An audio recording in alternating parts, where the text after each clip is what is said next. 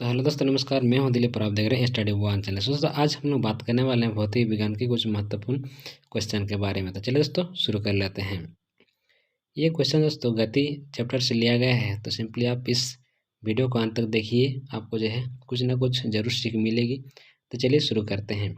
तो question number 1 में दिया है कि न्यूटन का गति का पहला नियम किससे संबंधित है। ऑप्शन है आपके पास ए नंबर संवेग, बी नंबर जड़त्व, सी नंबर त्वरण और डी नंबर भार।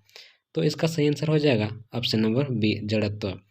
तो जैसा कि हम लोग जानते हैं, न्यूटन का पहला नियम हम लोग का कहता है कि यदि कोई वस्तु गति में है तो गति में रहना चाहता, और यदि कोई वस्तु विराम में है तो विराम में रहना चाहता है। ठीक है, तो इसे हम लोग जड़त्व का नियम भी कहते हैं। तो अब आता है हम लोग क्वेश्चन नंबर 2 में। तो 2 नंबर क्वेश्चन में दिया है कि न्यूटन का गति का दूसरा नियम किससे संबंधित है। तो ऑप्शन है आपके पास ए नंबर संवेग, बी नंबर त्वरण, सी नंबर चाल और डी नंबर संवेग में परिवर्तन की दर। तो इसका सही आंसर हो जाएगा ऑप्शन नंबर डी, संवेग में परिवर्तन की दर। ठीक है, अब आते हैं हम लोग दोस्तों क्वेश्चन नंबर 3 में। क्वेश्चन नंबर 3 में दिया है कि न्यूटन के किस नियम से हमें बल की परिभाषा प्राप्त होती है। ऑप्शन है आपके पास गति का पहला नियम, बी नंबर गति का दूसरा नियम, सी नंबर गति का तीसरा नियम, डी नंबर इनमें से कोई नहीं। तो इसका सही आंसर हो जाएगा गति का दूसरा नियम, यानी ऑप्शन नंबर बी। तो उसके बाद हम लोग आते हैं क्वेश्चन नंबर 4 में। क्वेश्चन नंबर 4 में दिया है कि force equal to mass into acceleration Newton के किस नियम को दर्शाता है। तो ऑप्शन है आपके पास गति का पहला नियम, ऑप्शन बी में दिया है गति का दूसरा नियम, ऑप्शन सी में दिया है गति का तीसरा नियम, ऑप्शन डी में दिया है इनमें से कोई नहीं। तो इसका सही आंसर हो जाएगा ऑप्शन नंबर बी, गति का दूसरा नियम। ठीक है, अब आते हैं हम लोग क्वेश्चन नंबर 5 में। क्वेश्चन नंबर 5 में दिया है कि क्रिया प्रतिक्रिया न्यूटन के गति के किस नियम से संबंधित है। तो ऑप्शन है आपके पास ए नंबर पहला नियम, बी नंबर दूसरा नियम, सी नंबर तीसरा नियम, डी नंबर इनमें से कोई नहीं।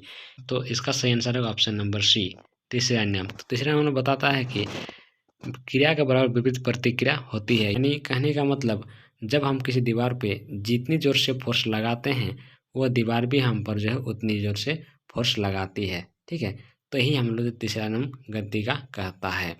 अब आते हैं हम लोग क्वेश्चन नंबर 6 में। क्वेश्चन नंबर 6 में दिया है कि एक व्यक्ति किसी 100 मीटर भुजा वर्ग वाले मैदान के चारों ओर एक चक्कर पूरा किया, व्यक्ति द्वारा कुल कितना विस्थापन तय किया गया। यानी कहने का मतलब, एक इस प्रकार का जो है चतुर्भुज आकार का मैदान है, उस मैदान के चारों ओर एक व्यक्ति चक्कर लगा रहा, वो चक्कर लगाते लगाते जो है उसी स्थान पर आ गया। ठीक है, जहाँ से वो शुरू किया था। तो यहाँ पे अब बोल रहा है कि ये इसका विस्थापन क्या होगा। तो जिस प्रकार दोस्तों हम लोग जानते हैं विस्थापन का मतलब कि न्यूनतम दूरी को हम लोग क्या कहते हैं, विस्थापन कहते हैं। तो यहाँ पे न्यूनतम दूरी कितना होगा दोस्तों, जब जहाँ से शुरू किया था वहीं आप आके रुका, यानी यहाँ पे जो विस्थापन होगा वो 0 हो जाएगा। ठीक है, तो इसका सही आंसर हो जाएगा आपके पास इस प्रकार। ऑप्शन में दिया है ए नंबर में दिया है 400, बी नंबर में दिया है 0, सी नंबर में दिया 100 और डी नंबर में दिया 200। तो इसका सही आंसर हो जाएगा ऑप्शन नंबर बी, जो कि 0 मीटर। ठीक है,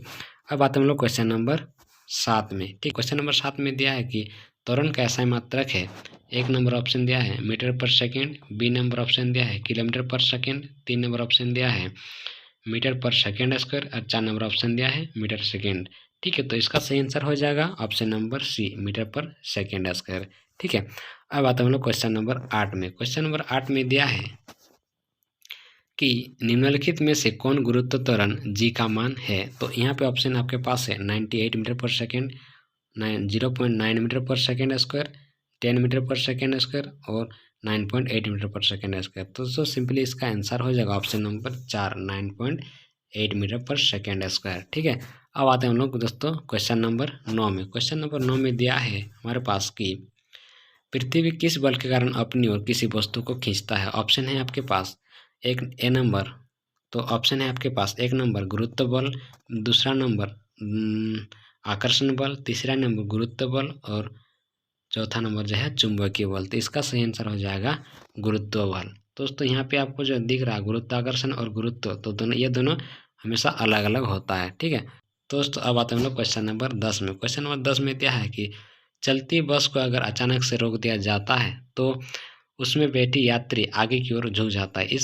यह किस कारण से होता है? तो ऑप्शन है आपके पास ए नंबर त्वरण के कारण, बी नंबर संवेग के कारण, सी नंबर संवेग परिवर्तन के कारण, डी नंबर जड़त्व के कारण। तो इसका सही आंसर हो जाएगा जड़त्व के कारण, ऑप्शन नंबर डी। ठीक है, यानी कहने का मतलब कि जड़त्व का नियम हमें बताता है कि यदि कोई वस्तु गति में है तो गति में रहना चाहता, और यदि कोई वस्तु विराम में है तो विराम में रहना चाहता। दोस्तों जब बस चलती है तो उस पर बैठी यात्री भी गति में आ जाती है, और जब बस रुकती है तो उस पर बैठी यात्री गति में ही रहना चाहता और तथा बस जो है रुक जाती है, इसीलिए जो व्यक्ति जो आगे की ओर झुक जाता है। तो इसका सही आंसर हो जाएगा ऑप्शन नंबर डी, जड़त्व के कारण।